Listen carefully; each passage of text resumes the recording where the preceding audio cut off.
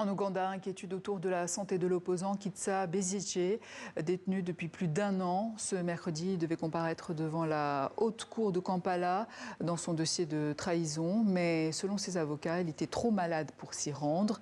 L'inquiétude grandit au sujet de son état de santé. Je vous propose d'écouter son épouse.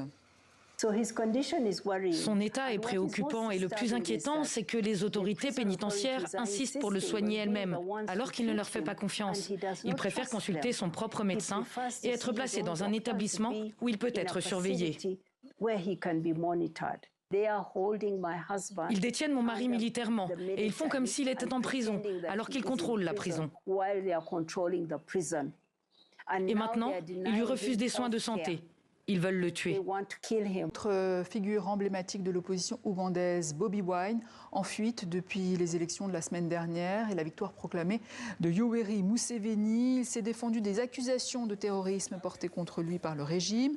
Le fils du président, Muhoozi Kainerugaba, l'avait menacé de mort. Je vous propose d'écouter Bobi Wine.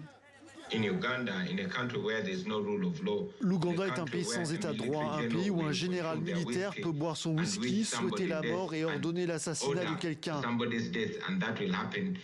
C'est un pays où le général en chef est aussi le fils du président, qui, vous le savez, torture des gens devant les caméras. Ce pays n'est pas sûr. Personne n'est en sécurité. Alors que faisons-nous? Est-ce que l'on se rend et on se fait massacrer? Non, on se défend.